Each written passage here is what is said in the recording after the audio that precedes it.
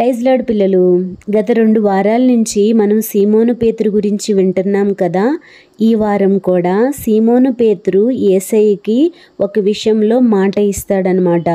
ఆ మాటను అతను నిలబెట్టుకున్నాడా లేదా అనే విషయాన్ని ఇప్పుడు మనం తెలుసుకుందామా. సీమోను పేతురు దేవుడితో ఆ 3.5 సంవత్సరాలు యేసయ్యతో ఉంటూ అనేక విధాలుగా ఆయనను గురించి తెలుసుకుంటూ ఆయన చేసేది ప్రతిదీ గమనిస్తూ ఉంటూ ఆ విధంగా గడుపుతూ ఉన్నాడనమాట.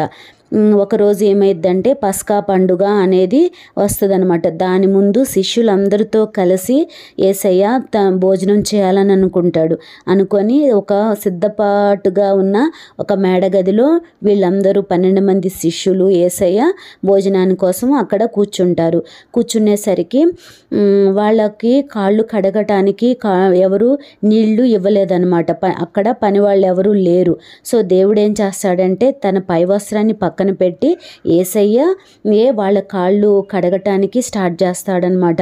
చేసి పేతురు దగ్గరికి రాగానే పేతురు ఏమంటాడు, యేసయ్య నువ్వు నా కాళ్ళు కడగొద్దు అని చెప్పేసి, అసలు అది ఎప్పటికీ జరగకూడదు అంటే అప్పుడేమంటాడంటే నీ కాళ్ళు నేను కడగకపోతే నాలో నీకు పాలు లేదు, కడగనివ్వు అంటాడు. అంటే అయితే నా చేతులు కడుగు, నా తల కూడా కడుగయ్యా అని చెప్పేసి అంటాడు. అప్పుడు యేసయ్య ఏమంటాడంటే స్నానం చేసిన వాడు కాళ్ళు కడుక్కుంటే చాలు అని చెప్పేసి అంటాడు. అని వాళ్ళ 12 మంది శిష్యులు కాళ్ళు కడిగి యేసయ్య కూర్చుంటాడనమాట. కూర్చొని నేను ఏ విధంగా అయితే చేశానో మీరు కూడా ఈ విధంగానే చేయాలి, మీరు కూడా ఒకరినొకరు ప్రేమించుకోవాలి, ఇతరుల్ని ప్రేమించాలి అని చెప్పేసి యేసయ్య చెప్తాడనమాట. ఈ విధంగా ఒక సేవకునిలాగా మీరు ఇతరులకి సహాయం చేయాలి చెప్పి మరలా యేసయ్య ఏమంటాడంటే మీలో అందరూ మంచోళ్ళు కాదు అంటాడు. అవునా, ఎవరు మంచోళ్ళు కాదని చెప్పేసి వాళ్ళందరూ అనుకుంటా ఉంటారు. మీలో ఒకళ్ళు నన్ను శత్రువుల చేతికి అంటే రోమా చక్రవర్తుల చేతికి నన్ను అప్పచెప్పబోతున్నారు అని చెప్పేసి యేసయ్య అంటాడనమాట. అనంగాల్ని శిష్యులు నేనా ప్రభా అని చెప్పేసి అందరు అడుగుతూ ఉంటారనమాట. అప్పుడు యేసయ్య ఏమంటాడంటే నేను ఈ ముక్కని ముంచి ఎవరికి ఫస్ట్ ఇస్తానో వాళ్ళే నన్ను అప్పచెప్పబోతున్నారు అని చెప్పేసి అంటాడు. అని ఒక ముక్కను అట్లాగా ద్రాక్షరసంలో ముంచి ఇస్తాడనమాట. ఇవ్వంగానే అది తీసుకొని ఇస్కరియోతు యూదా వెళ్ళిపోతాడు అక్కడి నుంచి. ఇంక వాళ్ళందరూ శిష్యులకి ఏం అర్థం కాదు. వాళ్ళు అనుకుంటారు ఏదన్నా కొనటానికి ఇస్కరియోతు యూదాన్ని పంపించాడేమో, ఎప్పుడు డబ్బు సంచి తన దగ్గరే కదా ఉండేదని చెప్పేసి శిష్యులు అనుకొని అతని గురించి పట్టించుకోరనమాట. ఇంకప్పుడు యేసయ్య ఏం చేస్తాడంటే ఒక రొట్టె తీసుకొని ఇది మీ కొరకు విరవబడుతున్న నా శరీరము, నన్ను జ్ఞాపకం చేసుకోవటానికి దీన్ని చెయ్యండి అని చెప్పేసి ఆ రొట్టెని ఇరిచి ఆ శిష్యులందరికీ ఇస్తాడనమాట. అదేవిధంగా మళ్ళా ద్రాక్షరసం తీసుకొని ఇది మీ కొరకు చిందించబడుచున్న నా రక్తం అని చెప్పేసి నన్ను జ్ఞాపకం చేసుకోవటానికి ఈ విధంగా మీరు ఎప్పుడూ చెయ్యండి అని చెప్పి ఆ ద్రాక్షరసం అందరికి ఇస్తాడనమాట. అలా ఇచ్చిన తర్వాత వాళ్ళు మంచిగా భోజనం చేసి ఇది ఎప్పుడు జరిగింది తెలుసా, గురువారం రోజు జరిగిందనమాట. అయితే ఇంకా భోజనం చేసి ఎప్పుడు దేవుడు వెళ్ళి ప్రార్థన చేసుకునే గెస్సేమనే తోటకి వెళ్ళిపోతారు. శిష్యులందరూ వెళ్ళి అక్కడ ప్రార్థన చేసుకోవటానికి వెళ్తారు. వెళ్ళి 8 మంది శిష్యులు మాత్రం ఒక చోట పెట్టి, ఆల్రెడీ ఇస్కరియోతు యూదా వెళ్ళిపోయాడు కదా, ఇంకెంతమంది ఉంటారు, 11 మంది. ఆ 11 మందిలో 8 మందిని ఒక చోట పెట్టి మీరు ఇక్కడుండి ప్రార్థన చేయండి అని చెప్పేసి ముగ్గురిని మాత్రమే, ఎవరెవరిని, పేతుర్ని, యాకోబుని, యోహాన్ని, ఈ ముగ్గురిని మాత్రమే కొంత దూరం తీసుకెళ్ళి వాళ్ళని ఒక చోట కూర్చోబెట్టి మీరు శోధనలో పడిపోకుండా ప్రార్థన చేసుకోండి అని చెప్పి ముందుకెళ్తాడనమాట.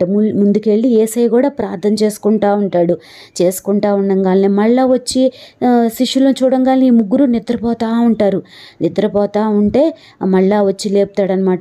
ఒక్క గంట అయినా ప్రార్థన చేయొచ్చు కదా మీరు శోధనలో పడిపోకుండా అని చెప్పేసి అంటాడు.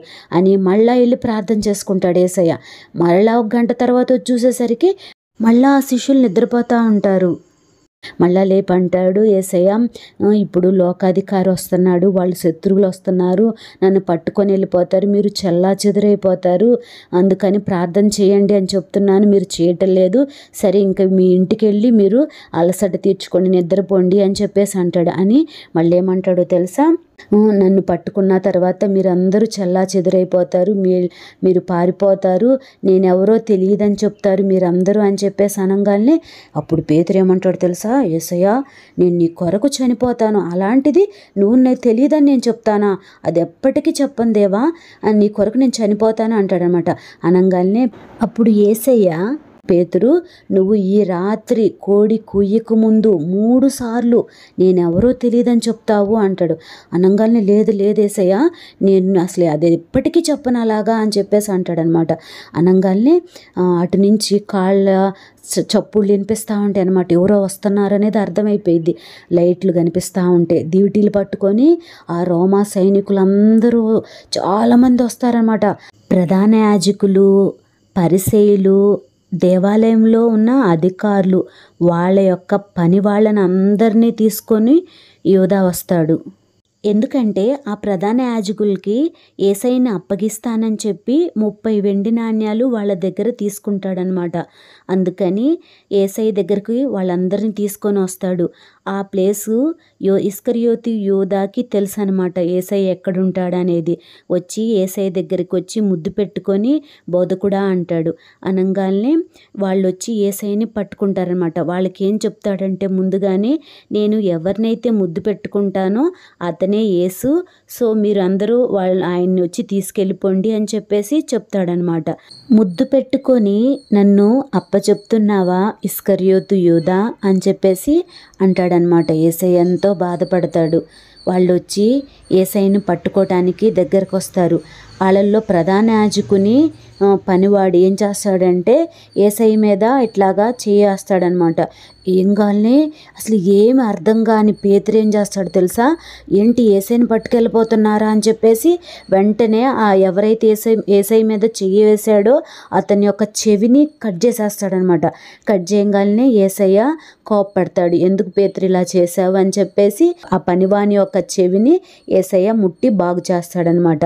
ఆ తర్వాత వాళ్ళందరూ యేసయ్యని తీసుకొని వెళ్ళిపోతారు. ఎక్కడికి తీసుకెళ్తారంటే ప్రధాన యాజకుని ఇంటికి తీసుకెళ్తారు. ఇంకా పేతురుకి ఏం అర్థం కాదు. ఇంకా యేసయ్య వెనకే దూరం నుంచి వెళ్తూ ఉంటాడు.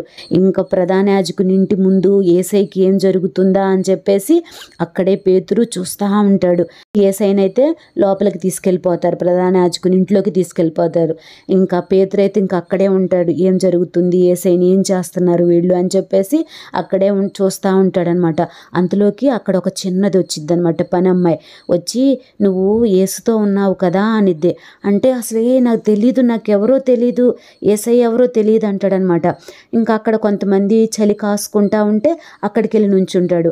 అక్కడికి వెళ్ళి నుంచోగానే ఒక ఆమె వచ్చి అనిద్ది, నువ్వు యేసుతోనే ఉన్నావు అని చెప్పేసి అనిద్ది అనమాట. అనగానే నాకు అసలు ఎవరో తెలీదు, దేవుడు తోడు, నాకు తెలీదు అని చెప్పేసి అంటూ ఉంటాడు.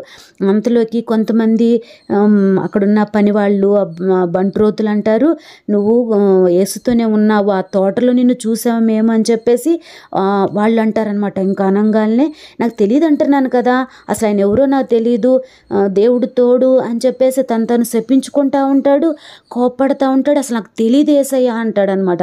అనగానే వెంటనే కోడి కూసిద్దనమాట. అప్పుడు యేసయ్య చెప్పాడు కదా, నువ్వు ఈ రాత్రి 3 సార్లు నేను తెలియదని చెప్తావు, ఆ తర్వాతే కోడి కూసిద్ది అని చెప్పేసి అన్నాడు కదా. ఆ మాట గుర్తొస్తుంది అనమాట పేతురికి. ఇంకా ఆ ప్రధాన యాజకుని ఇంటి ముందు నుంచి యేసయ్య పేతురుని కూడా చూస్తాడనమాట. అప్పుడు పేతురికి ఇంకా చాలా బాధ వస్తుంది. అయ్యో, నేను యేసయ్యతో 3.5 సంవత్సరాలు ఉన్నాను, ఆయన చేసిన అనేక అద్భుతాలు చూశాను, ఆయన పెట్టిన తిండి తిన్నాను, అలాంటిది ఆయన తెలియదని చెప్పానే అని చెప్పేసి బాగా ఏడుస్తాడు. ఇంకా బాగా పశ్చాత్తాపడతాడనమాట పేతురు. పిల్లలు, మీకు అర్థమైందా? మనం కూడా పేతురులాగా అనేక ప్రమాణాలు మనం దేవుడికి చేస్తాము. నేను ఇలా ఉంటాను, ఇలా మంచి పనులు చేస్తాను, బూతులు ఆడను, ఎవరిని కొట్టను, తిట్టను అని అనేక ప్రమాణాలు దేవుడి ముందు చేస్తాము. కానీ వాటిని పాటించలేము కదా. అలాంటప్పుడు కూడా యేసయ్య దగ్గర క్షమాపణ అడగాలి. దేవా, నువ్వు నాకు సహాయం చెయ్యి, నేను ఇలా నిలబడాలనుకుంటున్నాను, ఈ విషయంలో నేను స్ట్రాంగ్గా ఉండాలనుకుంటున్నాను, నువ్వు నాకు సహాయం చేయి దయచేయమని నువ్వు అనునిత్యము ప్రార్థన చేస్తూ ఉంటే దేవుడు కంపల్సరిగా మనకి సహాయం చేస్తాడు. ఆ విధంగా ఉంటారు కదా, దేవుని సహాయంతో ప్రతి పరిస్థితిని జయిస్తారు కదా.